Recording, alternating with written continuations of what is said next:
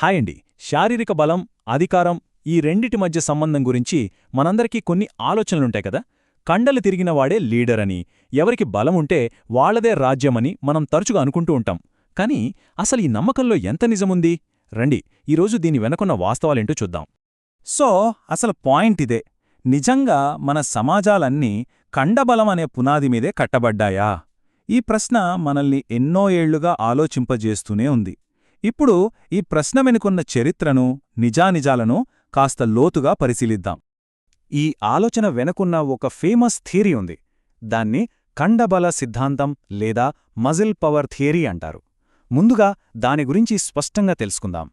అంటే సింపుల్గా చెప్పాలంటే ఈ థియరీ ప్రకారం అధికారం రెండు విషయాల మీద ఆధారపడి ఉంటుంది.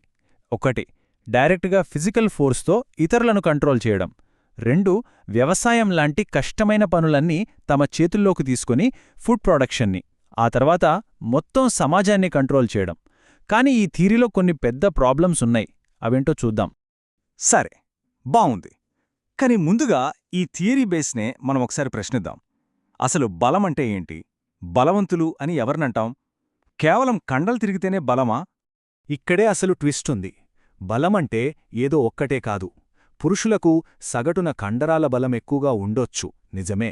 కాని సహనశక్తి అంటే ఓర్పు, ఆకలిని, జబ్బులను, అలసటను తట్టుకునే శక్తి ఇవన్నీ స్త్రీలలో సగటున ఎక్కువగా ఉంటాయి. సో బలమనేది కేవలం ఒక ఫిజికల్ యాక్టివిటీకి సంబంధించిన విషయం కాదు. అది చాలా కాంప్లెక్స్. ఇప్పుడొక చాలా ఇంట్రెస్టింగ్ పాయింట్ చూద్దాం. ఈ ఒక్క విషయం చాలు ఆ మజిల్ పవర్ థియరీని పూర్తిగా తలకిందులు చేయడానికి.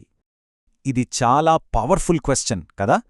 చరిత్ర మొత్తం చూసుకుంటే మహిళలు పొలాల్లో, ఇండ్లల్లో ఎంతో కష్టమైన శారీరక శ్రమ చేశారు. ఒకవేళ నిజంగా కష్టం నుంచే అధికారం వస్తే వాళ్ళెందుకు పవర్లో లేరు? పైగా పూజార్లు, లాయర్లు, రాజకీయ నాయకులు లాంటి శారీరక శ్రమ పెద్దగా అవసరం లేని పనుల నుండి వాళ్లను ఎందుకు దూరంగా పెట్టారు? ఇది ఈ థీరీలోనే అతి పెద్ద లోపాన్ని బయటపెడుతుంది. ఈ టేబుల్ చూస్తే మనకు ఇంకా క్లియర్గా అర్థమవుతుంది. చూడండి, లెఫ్ట్ సైడ్ ఉన్న వ్యవసాయం, చేతివృత్తులు లాంటి పనులను స్త్రీ పురుషులు ఇద్దరూ చేశారు. కాని రైట్ సైడ్ ఉన్న మత, న్యాయ, రాజకీయ పదవులు మాత్రం కేవలం పురుషులకి ఎందుకు పరిమితమయ్యాయి? అధికారం కండబలంతో ముడిపడి ఉంటే ఈ చిత్రం పూర్తిగా రివర్స్లో ఉండాలి కదా. సరే, కండబలం కాదు అని తేలిపోయింది. మరైతే పవర్ ఎక్కడ్నించొస్తోంది? పలుకుబడికి అసలు సోర్స్ ఏంటి? కొన్ని సూపర్ ఎగ్జాంపుల్స్తో చూద్దాం. ఇది వినడానికి కొంచెం ఆశ్చర్యంగా ఉండొచ్చుగాని ఇది హిస్టారికల్ ఫ్యాక్ట్. శారీరక బలానికి, సామాజిక అధికారానికి మధ్య చాలాసార్లు ఒక ఇన్వర్స్ రిలేషన్ ఉంటుంది.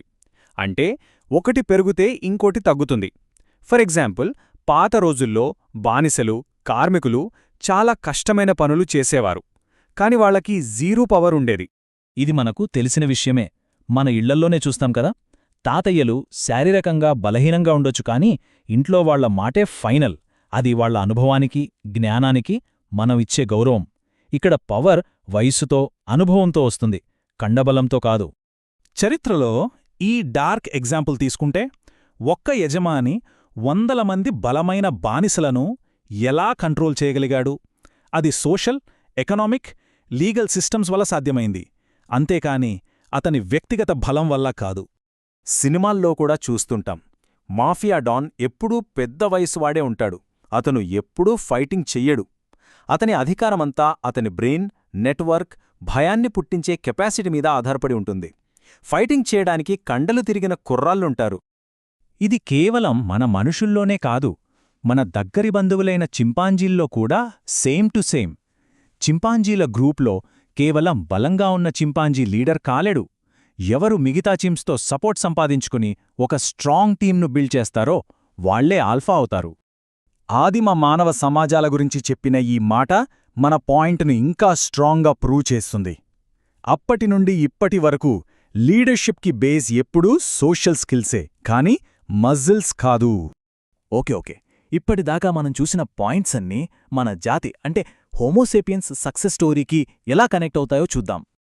ఒక్కసారి ఆలోచించండి. సింహం, పులి, ఏనుగు వీటితో పోలిస్తే ఫిజికల్గా మనం చాలా వీక్. నిజంగా కండబలమే రూల్ అయితే మనం ఎప్పుడో అంతరించిపోయేవాళ్లం. మరి అలాంటి మనం ఈ గ్రహాన్ని ఎలా రూల్ చేస్తున్నాం? దానికి సమాధానం ఇక్కడుంది. మన సక్సెస్కి కారణం కండబలం కాదు, మన బ్రెయిన్, మన సుపీరియర్ మెంటల్ స్కిల్స్, మన అడ్వాన్స్డ్ సోషల్ స్కిల్స్, అన్నిటికన్నా ముఖ్యంగా లక్షలాది మందితో కలిసి పనిచేయగల మన కోఆపరేషన్. ఇదే మనల్ని టాప్లో నిలబెట్టింది. సో ఇది చాలా లాజికల్ కదా. ఏ క్వాలిటీస్ అయితే మన జాతిని ఈ భూమి మీద నంబర్ 1 చేశాయో అవే క్వాలిటీస్ మన సమాజంలో పవర్ని డిసైడ్ చేస్తాయి. అసలైన అధికారం కండబలం నుంచి రాదు, అది బ్రెయిన్ పవర్, సోషల్ స్కిల్స్ నుంచే వస్తుంది. అయితే ఈ మొత్తం డిస్కషన్ నుంచి మనం గుర్తుంచుకోవాల్సిన 3 ముఖ్యమైన విషయాలు ఇవి. 1, బలం అనేది చాలా కాంప్లెక్స్ విషయం, అది కేవలం మజిల్ పవర్ కాదు. 2, ఫిజికల్ పవర్కి సోషల్ పవర్కి డైరెక్ట్ లింక్ లేదు. 3, నిజమైన పవర్ ఎప్పుడూ సోషల్, మెంటల్ స్కిల్స్ నుంచే వస్తుంది. సో ఫైనల్గా ఈ ప్రశ్నతో ముగిద్దాం. మన చుట్టూ ఉన్న ప్రపంచాన్ని చూడండి, పాలిటిక్స్లో, బిజినెస్లో, చివరికి మన కుటుంబాల్లో కూడా పవర్ నిజంగా ఎక్కడ్నుంచొస్తోంది? కండబలం కాకపోతే ఈ మోడర్న్ వరల్డ్లో పవర్ని డిఫైన్ చేసే ఆ అసలైన శక్తి ఏంటి? ఆలోచించండి.